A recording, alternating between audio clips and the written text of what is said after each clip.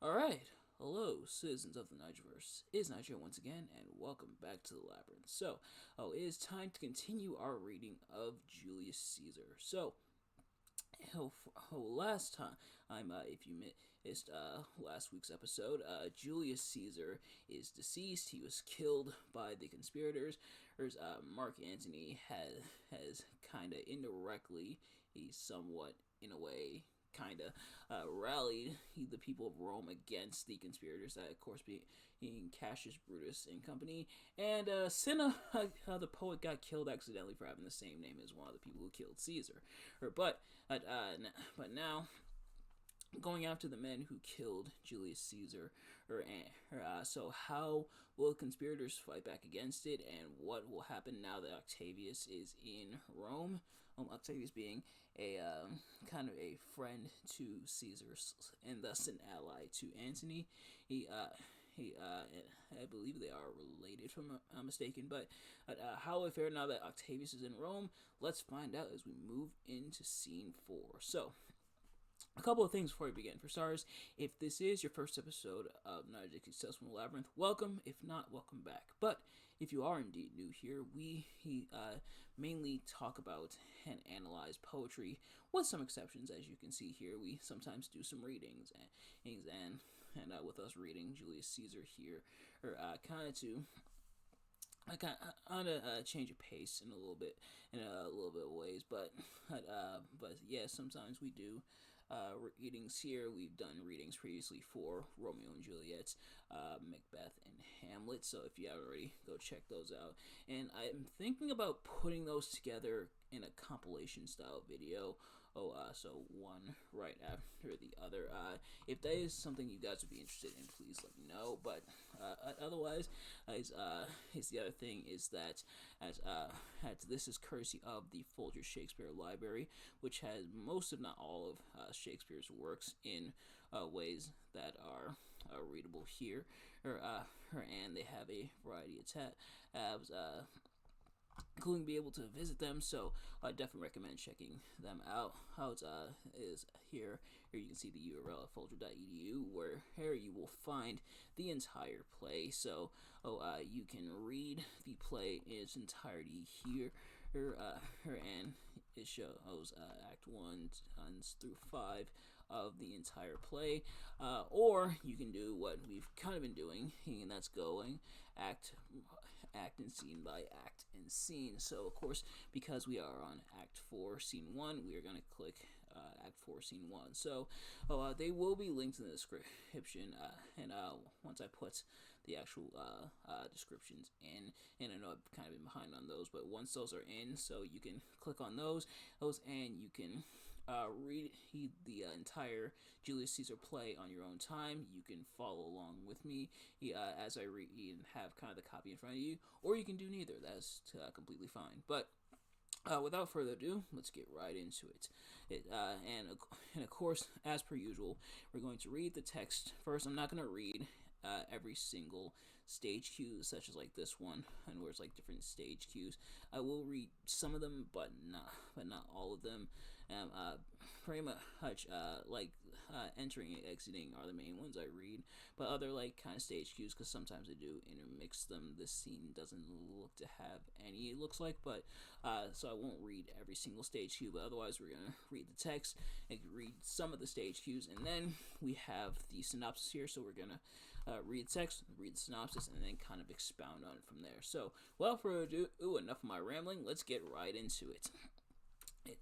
So, enter Antony, Octavius, and Lepidus, and some of these words. Man, I'm already fumbling over my words, but some of these are going to be a little tricky to pronounce. I'm going to try my best, but if you see me slip up, feel free to giggle. Well, I won't know because you're obviously on the other side of the screen, but feel free to giggle. But I'm going to try my best to read them as best I can. But if I do make any mispronunciations of names or words, I do apologize. It's kind of just, old English how it was. But anyway, hey, now enough of my rambling. Let's get right into it.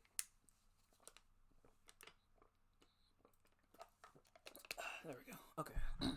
So enter Antony, Octavius, and Lepidus. I think it's Lepidus. These many, then, shall die. Their names are pricked.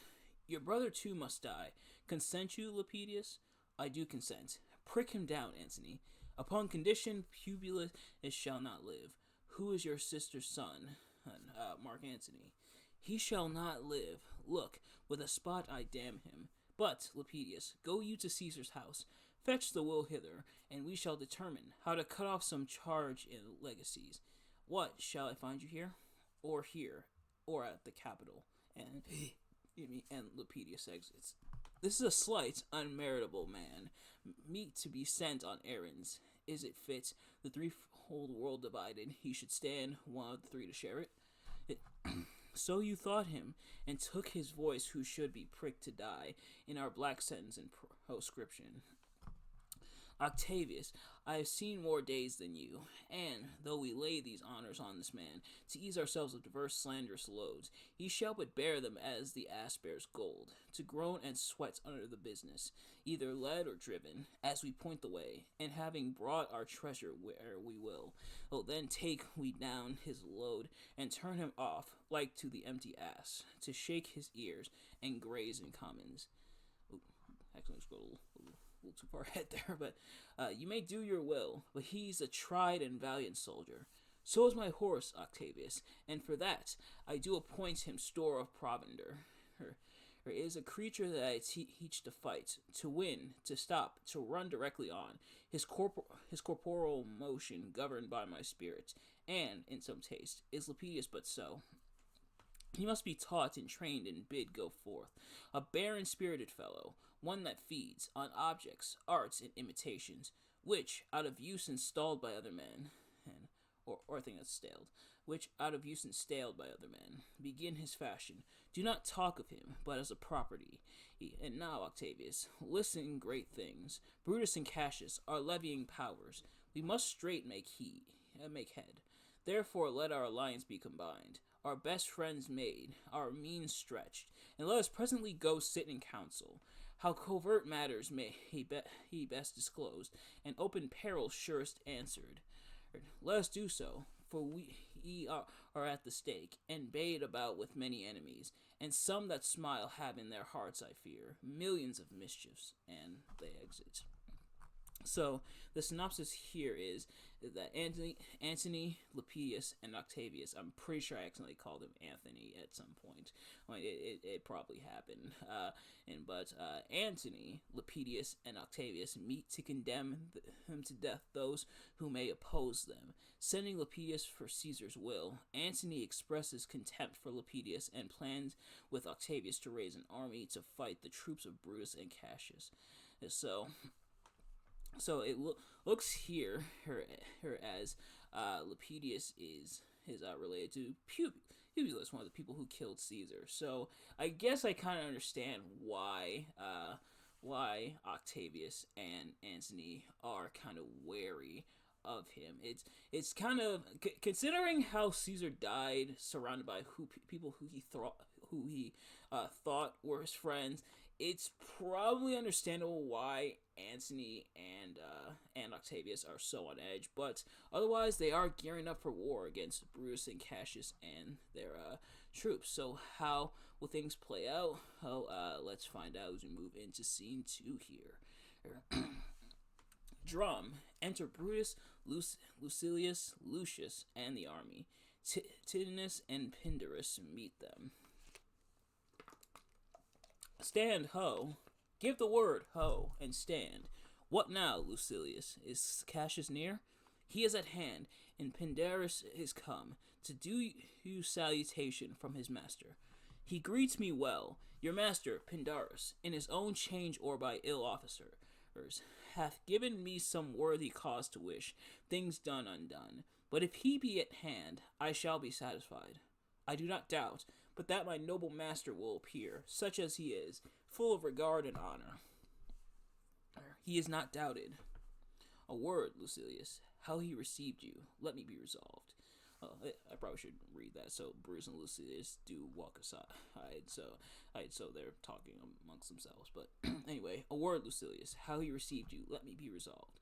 With courtesy and with respect enough, but not with such familiar instances, nor with such free and friendly conference as he hath used of old. Thou hast described a hot friend cooling. Ever notes, Lucilius, when love begins to sicken and decay, it useth an enforced ceremony. There are no tricks in plain and simple faith, but hollow men, like horses hot at hand, make gallant show and promise of the mettle. But when they should endure the bloody spur, they fall their crest and, like deceitful jades, sink in the trial. Comes his army on? They mean this night in Sardis to be quartered. The greater part, the horse in general, are come with Cassius, and then enter Cassius and his powers. Hark, he is arrived. March gently on to meet him. Stand ho! Stand ho! Speak the word along. Stand! Stand! Stand! Most noble brother, you have done me wrong. Judge me, you gods. Wrong I mine enemies, and if not so, how should I wrong a brother? Brutus, this sober form of yours hides wrongs, and when you do them, Cassius, be content.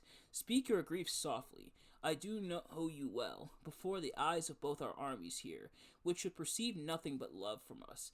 Let us not wrangle. Bid them move away. Then in my tent, Cassius, enlarge your griefs, and I will give you audience. Pindarus, bid our commanders let heed their charges off, a little from this ground. Lucius, do you the like, and let no man come to our tent till we have done our conference.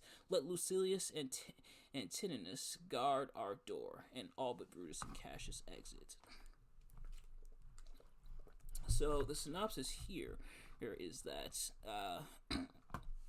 Brutus and Cassius each feel wronged by the other. They prepare to withdraw from the view of their armies to resolve their dispute privately in Brutus's tent. So, a couple things here of interest.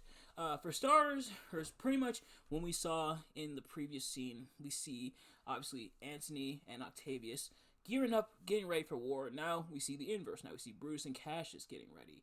But we also see Brutus and Cassius start to turn on each other a little bit. Perhaps some feeling guilt by what they've done. Perhaps the ridicule of what they've done starting to set in and causing them to turn on each other. So interesting how they turned on Julius Caesar and now starting to turn on each other. But will it come to that? Will they be able to settle things, or are they pretty much going to pull a New Day from Raw on Monday? Let's find out as we move in and wrap up Act 4 with Scene 3 here. Yeah, it technically is kind of short, but this scene is a bit on the lengthy side, so hopefully he media enough to help launch us into Scene 5. But let's get into it. That you have wronged me doth appear in this. You have condemned and noted Lucius Pella for taking bribes here of the Sardians, wherein my letters, praying on his side, because I knew the man was slighted off, you wronged yourself to write in such a case. In such a time as this it is not meet that every nice offense should bear his comment. Let me tell you, Cassius, you yourself are much condemned to have an itching palm, to sell and march your offices for gold, to under-servers. I an itching palm? You know that you are Brutus that speaks this, or, by the gods, the speech were else your last. The name of Cassius honors this corruption, and chastisement doth therefore hide his head. Chastisement? Remember March, the Ides of March remember. Did not great Julius bleed for justice' sake? What villain touched his body that did stab, and not for justice? What shall one of us, that struck the foremost man of all this world, but for supporting robbers, shall we now contaminate our fingers with base bribes, and sell the mighty space of our large honors, for so much trash as may be grasped thus?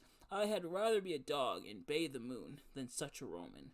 Brutus, bait not me. I'll not endure it. You forget yourself to hedge me in. I am a soldier, or I, older in practice, abler than yourself, to make conditions.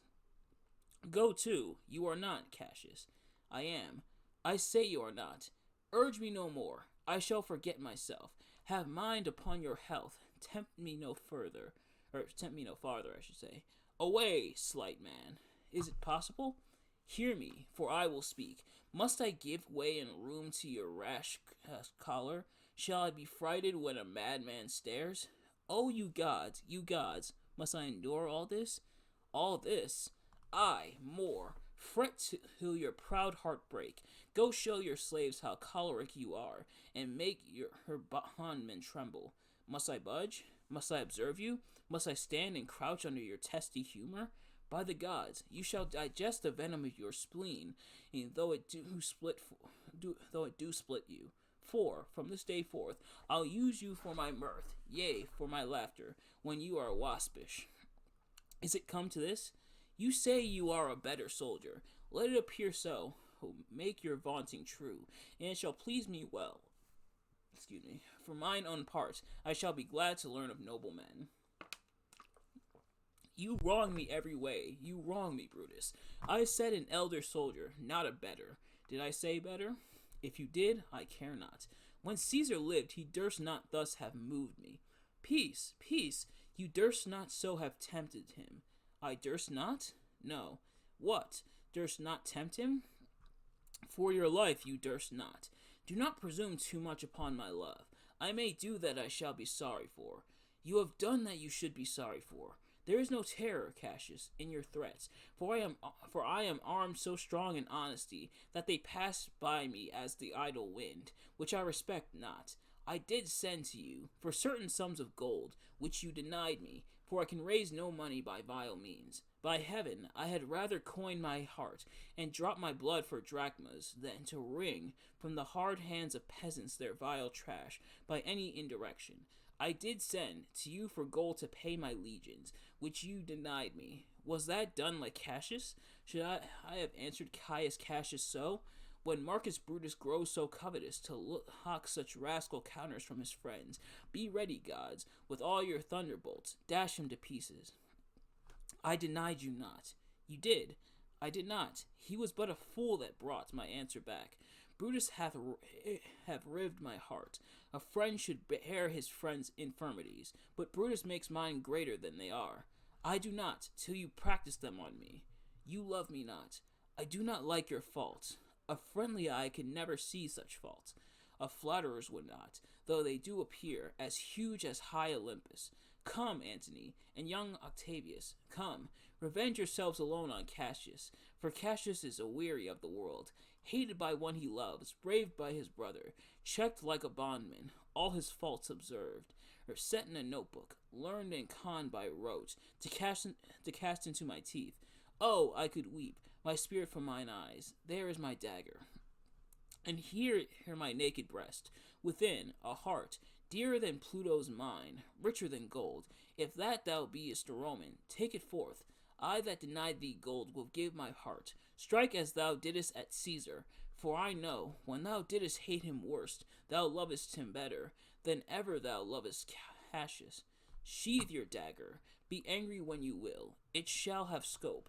Do what you will. Dishonor shall be humor. O Cassius, you are yoked with a lamb that carries anger as a flint bears fire, who, much enforced, shows a hasty spark, and straight is cold again. Hath Cassius lived to be but mirth and laughter to his Brutus, when grief and blood ill-tempered vexeth him? When I spoke that, I was ill-tempered too. Do you confess so much? Give me your hand, and my heart too. O Brutus, what's the matter? Have not you love enough to bear with me, when that rash humor which my mother gave me makes me forgetful? Yes, Cassius, and from henceforth, when you are over earnest with your Brutus, he'll think your mother chides, and leave you so. Oh, and then enter poet, followed by Lucilius, Titinus, and Lucius. Let me go in to see the generals. There is some grudge between them. 'Tis not meet they be alone. You shall not come to them. Nothing but death shall stay me. How now? What's the matter? For shame, you generals. What do you mean? Look at love and be friends as two men should be, for I have seen more years, I'm sure, than ye. Ha, ha, how vilely doth this cynic rhyme. Get you hence, sirrah, saucy fellow, hence. Bear with him, Brutus, 'tis his fashion. I'll know his humor when he knows his time. What should the wars do with these jiggling fools? Companion, hence. Away, Away, be gone, and the poet exits. Lucilius and Tininus bid the commanders prepare to lodge their companies tonight, and come yourselves and bring Hesela with you immediately to us. And Lucius and Tininus exits. Lucius, a bowl of wine, and Lucius exits. I did not think you could have been so angry. Oh, Cassius, I am sick of many griefs. Of your philosophy you make no use, if you give place to accidental evils. No man bears sorrow better. Portia is dead. Ha? Portia? She is dead. How escaped I killing when I crossed you so? Oh, insupportable and touching loss! Upon what sickness? Impatient of my absence, and grief that young Octavius with Mark Antony have made themselves so strong, for with her death that tidings came. With this she felt distract, and her attendant's absence, swallowed fire, and died so? Even so. O you immortal gods! Enter Lucius with wine and tapers. Speak no more of her. Give me a bowl of wine. In this I bury all unkindness, Cassius. My heart is thirsty for that noble pledge. Fill, Lucius, till the wine o'erswell the cup. I cannot drink too much of Bruce's love. And Lucius exits. And enter Tininus and Messala. Come in, Tininus. Welcome, good Messala. Now sit we close about this taper here, and call and question our necessities. Portia, art thou gone?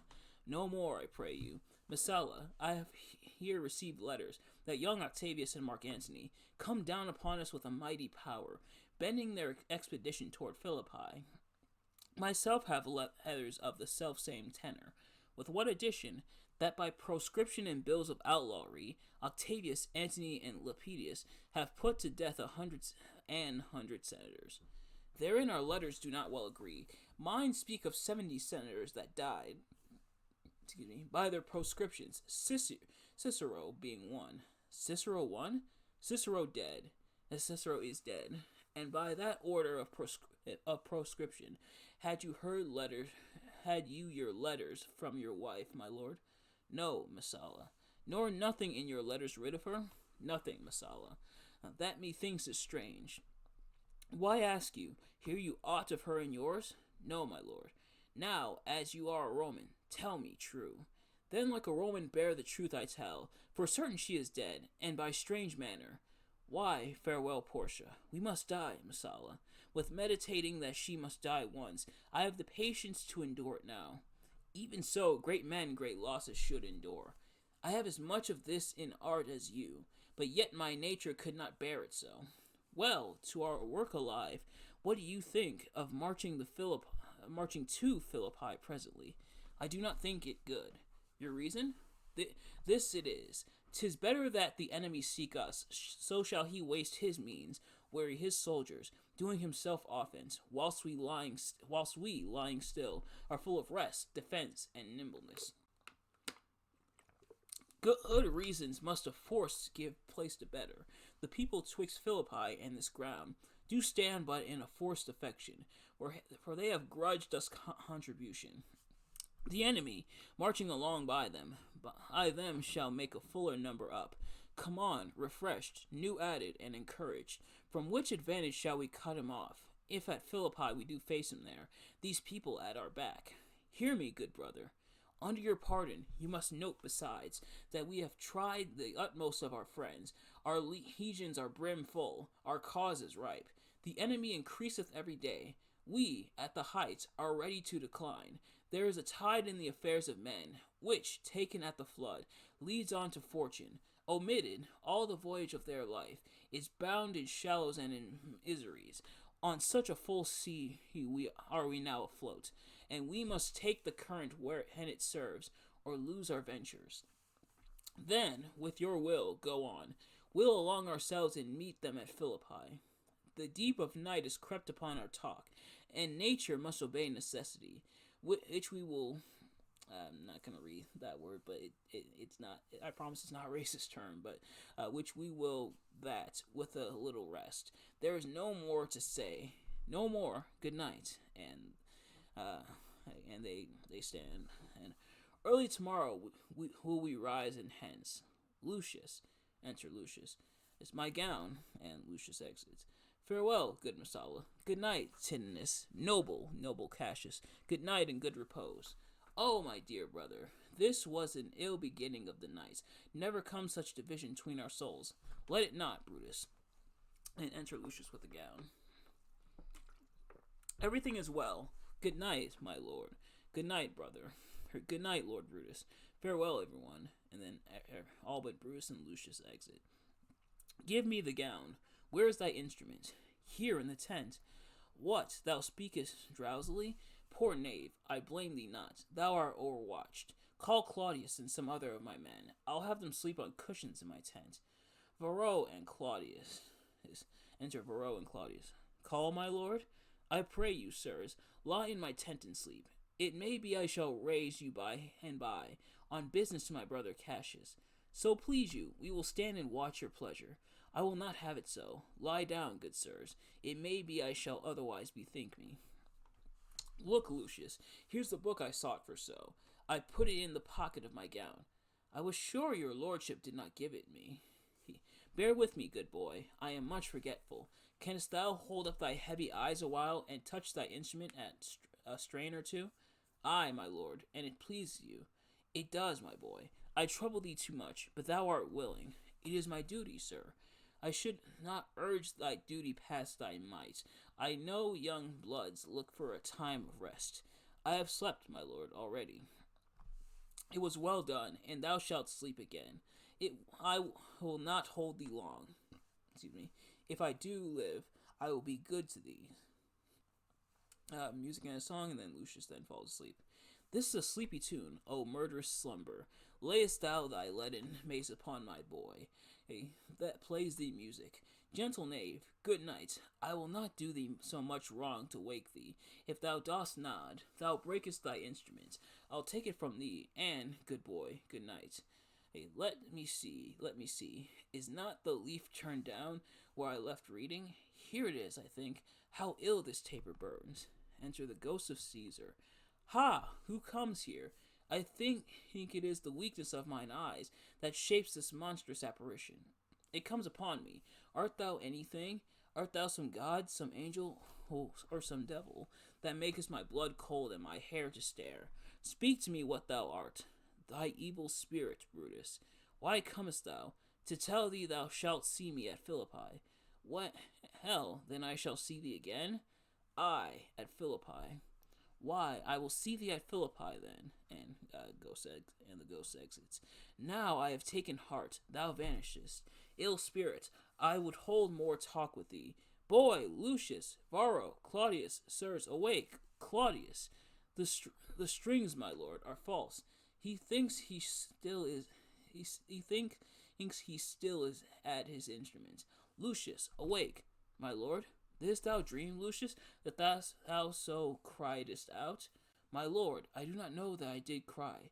Yes, that thou didst. Didst thou see anything? Nothing, my lord. Sleep again, Lucius. Sirrah, Claudius. Is fellow thou, awake. And they rise up. My lord? Why did you so cry out, sirs, in your sleep? Did we, my lord? I. Saw you anything? No, my lord, I saw nothing. Nor I, my lord. Go and commend me to my brother Cassius. Bid him set on his powers betimes before, and we will follow. It shall be done, my lord. And they exit. So, the synopsis of this one is that Brutus and Cassius exchange accusations in Brutus's tent. They grow angry with each other, but are quickly reconciled, and Brutus tells Cassius of Portia's death. With Tinius and Messala, they plot their military strategy. Brutus overrides Cassius' objections and insists that they march to Philippi to challenge Mark Antony and Octavius. And as Brutus reads in his tent after the meeting, he is visited by the ghost of Caesar, who threatens to visit Brutus again at Philippi. Okay, so a couple things as we wrap up Act 4 here. First of all, what was Shakespeare's obsession with having the ghosts of the people that were murdered? I mean, I get it, in a way. irony. Bruce's guilty conscience in a way kind of haunting him. So will Bruce indeed see Caesar at Philippi? I guess remains to be seen. But the other thing is that our predictions, assumptions, what have you, in the previous act of Bruce and Cassius turning on each other seems to potentially be the case. There seems to be some tension here, or throwing accusations, kind of arguing like an old married couple, but pretty much accusing one or the other of different things. Like I said, it could potentially. I can imagine some may interpret it as the guilt setting in for what they did to Caesar, or the stress of being hunted by not just the people of Rome, the plebeians, the Roman people, what have you, but Mark Antony, Octavius, his and their kind of armies and everything. It could, but you could see that leading to them kind of turning on each other, starting to crack and everything. But will Bruce and Cassius, his bond, relationship, what have you, hold as they move to battle Mark Antony and Octavius and their forces? We will find out next time as we wrap up our reading of Julius Caesar with Act 5. But in the meantime, thank you all so much for watching. I hope you enjoyed. If you did, please do me a favor. Like, comment, subscribe, share with your friends, and turn on post notifications so every time I upload videos so you can see it as soon as it drops. And let me know in the comments below your thoughts on Act 4, or my reading and analysis of Act 4. Are you enjoying Julius Caesar so far? Your thoughts on our analysis, our reading so far, and where you think things are going to unfold from here. But in the meantime, thank you all so much for watching. I'll see you guys later. Peace.